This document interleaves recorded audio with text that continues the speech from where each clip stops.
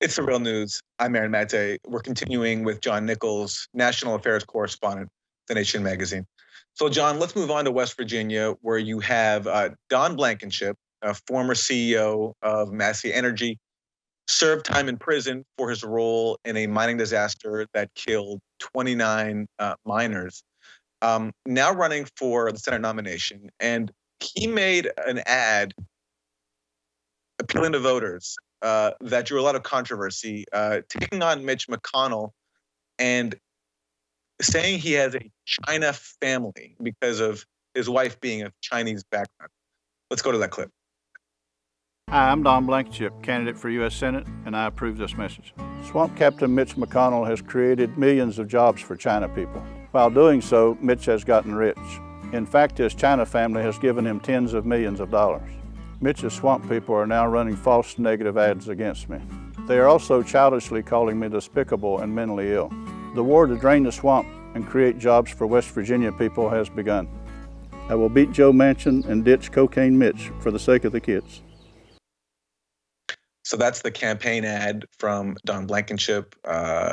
Mitch McConnell's wife, Elaine Chao, is a Secretary of Transportation and is of Chinese background. So John Nichols, with the results that we have right now, Blankenship is in third place, but as we're speaking right now, not all the results are in. Your thoughts on this very unusual race in West Virginia? It was an ugly race. I mean, Blankenship ran a crude campaign, at times a campaign that I think could fairly be described as racist. At the very least, in other cases, just simply bizarre.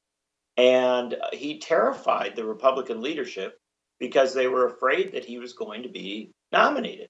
Now, it looks, if the results that are in so far are accurate, it looks like he won't be nominated. But he got a substantial vote. I mean, he'll clearly be, certainly the double digits, perhaps in the 20s, not wiped out, not dismissed as somebody on the fringe. And this speaks a lot to some of the realities of what's going on in the Republican Party. The Republican establishment in Washington pretty aggressively came in looking for ways to prevent Don Blankenship from being the nominee for the Senate, because they felt if he was the nominee, ultimately they wouldn't have a chance to win that race. And I think they were right about it. But I also think this is one of the dynamics within the Republican Party at this point, because they have become a place where these extreme, sometimes bizarre contenders who have money come in and basically park themselves. That's clearly what you saw down in Alabama with Judge Roy Moore, and Blankenship tried to do the same thing here. So it was an important race for the Democratic or for the Republican leadership. It looks like they're going to prevail. It looks like they're going to come out okay. But this has clearly shaken up the political process in West Virginia. And bizarrely enough, I tell you, don't bet that Blankenship is gone. I mean, he might try for something else at some point down the line. You mean he can maybe run even as an independent in the fall election? I don't anticipate that. I'm not saying that would be the case. I'm saying, potentially coming back, repositioning for another race at some point in the future.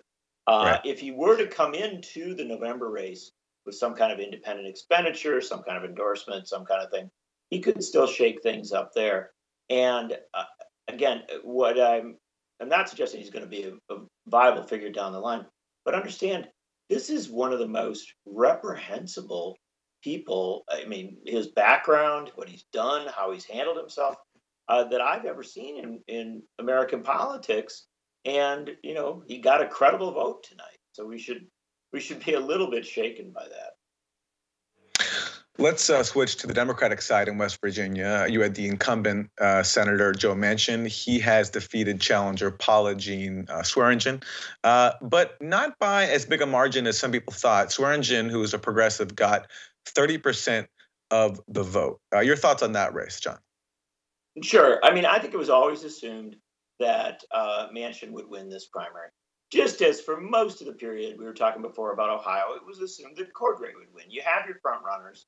You have the people who accumulated most of the endorsements, have substantial money advantage. So what you look at in these kinds of races is, how did the grassroots candidate do? How did the candidate who, didn't have a lot of money, didn't get a lot of attention even in many cases, but really ran, sort of that traditional, down, in the communities, knocking doors, really pleading for people to pay attention.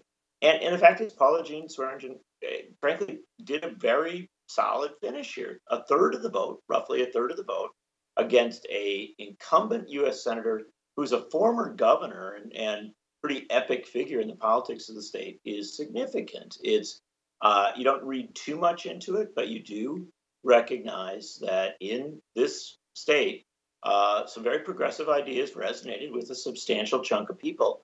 And if you look at the counties of the state, you will find some counties, rather populous counties, where the challenger actually was getting into the 40, 42, 44% range. And, that's a pretty credible vote total. I do think it says something important about what's going on within the Democratic Party, that across the country, you now have a very substantial base, maybe not a majority, but a substantial base of people who really are looking for more progressive politics. And they weren't getting that from Joe Manchin. Joe Manchin is a very centrist, very corporate Democrat. Well, on that note, let's move to Indiana, where I know that there's a key House race that you were watching. Liz Watson, Labor-backed progressive candidate. She won the Democratic primary tonight, and that's in a district where it's hoped that by Democrats that's a district that could be flipped to their side from Republicans. You're exactly right. Now, Liz Watson had a very credible and quite progressive opponent. So you had two decent people running in this race, or several decent people. Many of these races also have some other candidates and who don't do as well.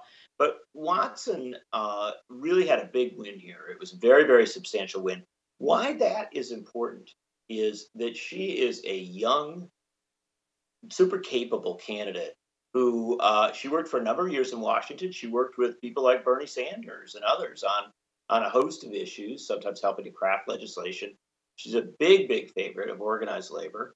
And she went back to her home district, her home region of southern Indiana, in a district where there is a very wealthy Republican incumbent. It's certainly not an easy race there. But I will tell you that the Democrats are looking for situations like this. And the Progressive Caucus, the left folks in the House, endorsed Liz Watson early on and said, they would really like to see this candidate stepping up. So what you've got here is a situation where it's a potentially competitive district. You have a progressive candidate who ran on healthcare as a right, living wages, a real vision on labor rights and economic justice, won a big primary victory, has raised decent money. And I think this is going to be one of the races that progressives especially should be looking at around the country, because obviously Democrats have some real traction going into this fall. They'll win seats, and we'll see if they win enough to take a majority in the House. But then there's always the question of the quality of the candidates, qualities of the candidates. Who are you seeing come up? Are there people coming up who really could be leaders on economic justice, labor rights, a host of other progressive populist issues? And I think there's very little doubt that Liz Watson is a good example of somebody who could be a leader in that way. John, as you survey the political landscape, what are some of the policy messages that you think would help progressive Democrats succeed in these upcoming contests and in the midterms? What issues are you seeing that are resonating most with voters in the areas where Democrats will need them to win? Sure. I mean, I think there's some issues that we would predict, right? And that's healthcare, education. These issues are always important. This year, I think education even a little more important. In some of our more competitive states and even in some red states, we've seen the wave of teacher strikes across the country and teacher agitation. And what's happened is that has gotten a substantial amount of popular support.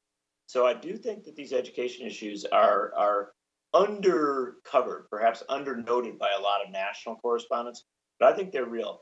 I think healthcare is real, and people really are looking, especially in Democratic primaries, but I think in the broader sense, for something much bolder than what we've got. I do believe, certainly if you look at the polling, that single-payer Medicare for all health care is a very attractive issue. Then finally, I would put a related issue up higher than I think sometimes people do, and that's prescription drug. There is simply no question that prescription drug prices have become a huge issue across the country, especially in areas that are not so wealthy, areas that aren't always in the center of the attention on the national news. There's a lot of people hurting because they're having a terribly hard time affording prescriptions that they need to live. And so I would suggest to you progressives who have bold stance on education, healthcare, prescription drugs, and frankly, I would also throw the living wage issue in there. I think these are ones we've seen for a long time, and I think they're resonant. One final one I'll throw in, and I'm seeing it all over the country. I am seeing it resonate. It is a very big issue, and that is legalizing marijuana. And it is a popular issue on a variety of fronts, but in many, many states across the country, it's linked to criminal justice reform, and you're seeing progressive candidates and even some more centrist Democratic candidates take this up as a major part of their agenda because it really resonates. It's a very, very popular issue. Again, because there's a lot of people who want to legalize marijuana, but also because there's a substantial number of people who see legalization of marijuana and addressing a host of drug policy issues as a way to get to the heart and soul of the injustice of our criminal justice system at this point. Finally, John, looking ahead, let's talk about some of the key contests that you have your eye on. I'm thinking especially of in a couple of weeks we have in Texas that Democratic runoff where Laura Moser, who was opposed by the Democratic Party leadership, who came out against her, she made it to a runoff contest in what many people across the country are watching as sort of a key test of whether progressive Democrats can withstand the pressure from the Central Party leadership that is opposing them. In this case, literally, in the case of Laura Moser. Well, and also the broader question is the Democratic leadership, particularly the DCCC in Washington, out of touch? I mean, is it literally trying to impose candidates on districts who are not particularly popular in those districts? And this is an old complaint. It's not new, but it's really come to the surface this year. And you're right, the Moser race is a classic example. The other candidate is someone who's worked for corporate law firms and has been on the wrong side of some labor issues, relatively progressive on some other issues, but certainly on some of those core economic issues, somebody who's very troublesome to a lot of labor folks. Laura Moser, somebody who's had close ties to the Bernie Sanders community, to the labor community, running a very, very bold campaign there. We'll see how that race comes out. I think it's a close race. I mean, I don't think you're likely to see a big, overwhelming victory one way or the other. But I do think it's telling. If Laura Moser wins, that's a powerful signal to the Democratic Party, to the Democratic elites in Washington, that maybe they ought to step back and let people on the ground choose the candidates that they're most excited about. And I want to emphasize, we now have about a dozen races across the country where it's quite evident that the DCCC and powerful people in D.C. have tried to manipulate those races on behalf of particular candidates. It is a very, very unpopular intervention on the part of people at the grassroots, at least that I hear from around the country. Even people who might be on the other side of the race don't particularly like seeing the outside forces come in. We'll leave it there. John Nichols, National Affairs Correspondent for The Nation magazine. Thank you. It's a pleasure to be with you. Thanks for having me on. And thank you for joining us on The Real News.